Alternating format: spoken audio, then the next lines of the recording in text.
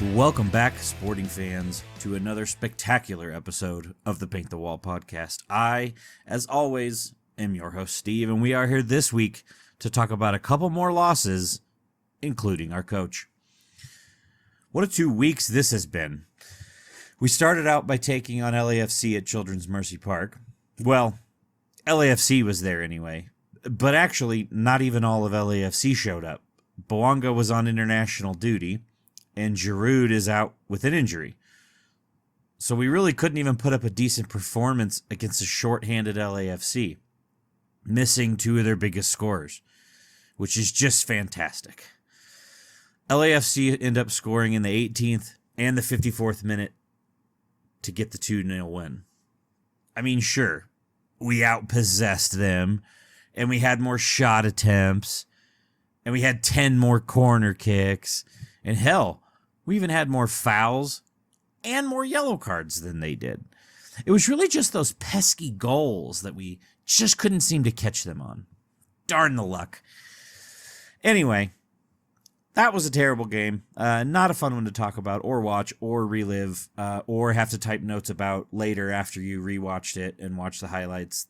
Just not enjoyable. So we'll just add that to the list of the ever-growing list of things we will just pretend like didn't happen. So we'll fast forward to the FC Dallas game. That one's probably better, right? We even actually score first in this one. Daniel Shalhoub still, I think, trying to make up for his lackluster performance from last year. Slots home his second goal of the season. A beautiful goal, too. Great cross from Shappy to Shalhoub. Settles it, smashes it home. Brilliant. Just like that, we are off to the races. 2 minutes later, Pais is forced to make a save to keep it tied. But that just means that we're pushing, we're keeping possession, we're challenging, we're attempting to score goals and keep pushing as we need to be doing. Awesome. We continued to push, create opportunities. We're pushing upfield. We're pressing. Oh no, they scored. Okay. Okay. So apparently, our defense thought the ball, I'm guessing, was on the other side still, that we were attacking. They weren't really paying attention. Dallas manages to slot one home and tie it. Okay, so we're tied at 1 now. This is fine. We have the possession. We're still playing well. We just need to find our rhythm again, shake off that goal. We just got to find the pace, and somehow they scored again. What? It's only been 2 minutes. Yet again, our defense out of position. They get beat on the ball, stand there, and they're watching Dallas take a 2-1 lead, which would end up being the final score. That's all she wrote. Another 2-1 loss for Sporting. 1 draw, 5 losses on the season. No wins in 13 games across all competitions. I believe it's like 190 some days, which is kind of a misleading number.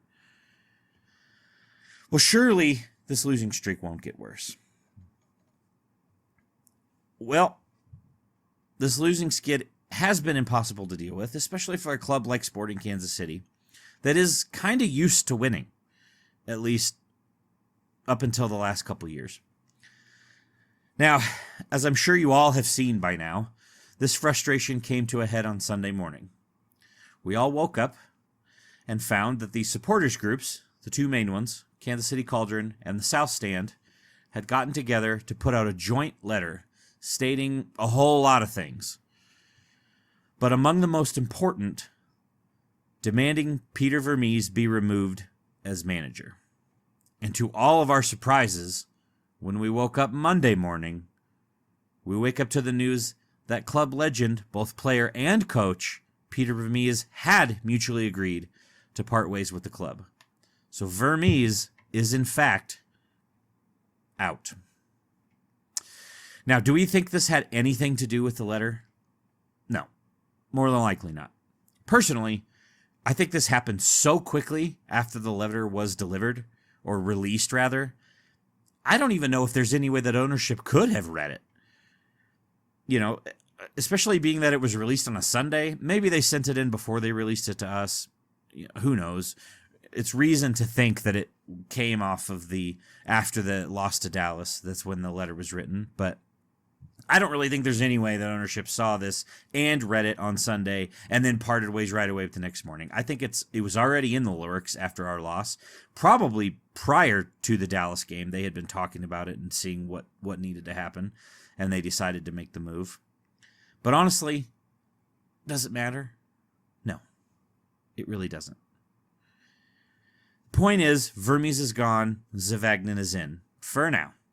Though we don't really have any rumors or word on who the next coach could be. We've heard some names, nothing really concrete yet. It's really just people talking, and not important people either.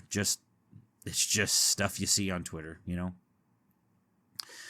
But I think it's crucial not to forget everything that Peter has brought to this club. As a player, he won this club's first MLS title in 2000. He also coached this club for 16 years, during which time he brought the club another MLS Cup title in 2013 and 3 U.S. Open Cup titles in 2012, 2015, and 2017. Yes, those were the glory days, and the past few seasons have been rough. I get it, but that's not what we're talking. I'm not talking about just the last couple years. Peter has such a legacy with this club as both a player and a coach that just a couple years is not going to tarnish that. I think even though things are rocky right now, this will not eliminate everything that he has done with this club and for this city. He no doubt will come back one day and be honored as not only a club legend, but maybe even the club legend, the biggest and most important club legend this club has ever had. Is that a bold statement? Perhaps. Maybe right now. In a few years, I don't think that'll be a bold statement.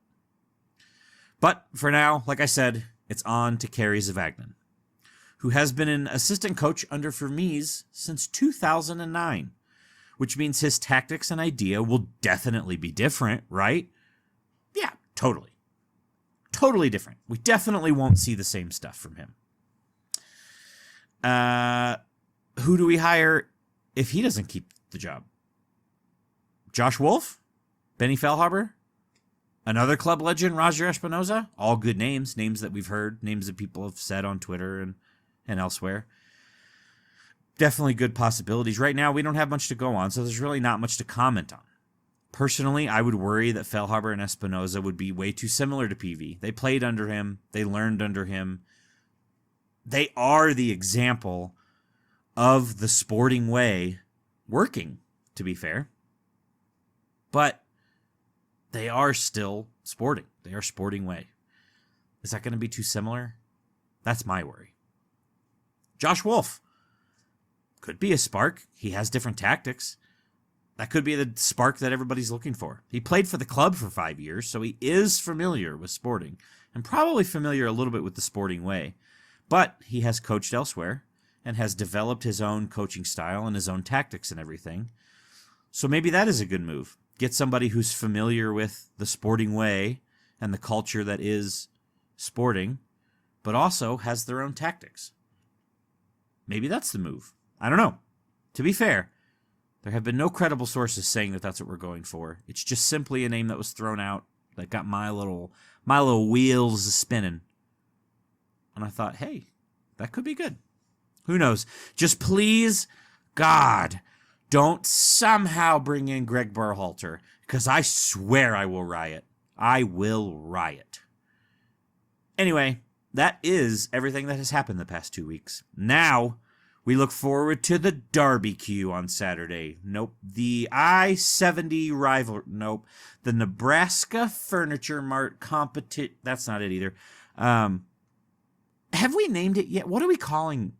It doesn't matter. The game against St. Louis. St. Louis at Children's Mercy. These games have been classics. For the most part. I think this is going to be a tough one. And personally, we probably lose this one. Although, except, if you ask any of the Vermes Out people, Vermes is out. So now it's nothing but winning, right? I guess we'll see. Anyway, I appreciate you all joining me this week. I do hope you enjoyed this hopeless recap of a so far miserable and hard to watch team. Maybe it'll bring some enjoyment back to you. You never know. I still encourage you all to reach out on social media with any comments, questions you might have. It definitely helps me get things put together, get my thoughts put together. I probably will continue to do this 2-week schedule thing. In the meantime, it just makes it a little bit easier for me. I have work and stuff that I have to balance. So I am still working on figuring out which direction that we take this thing. So for now, maybe this 2-week thing, we'll keep that up for just a little bit. I have some other ideas and some stuff we're working on. I would love to hear your guys' thoughts and stuff on social media as well as through email. However you want to reach out, all of our links are in the description below. In the meantime, be nice to each other, remember to floss, and I'll catch you all next time.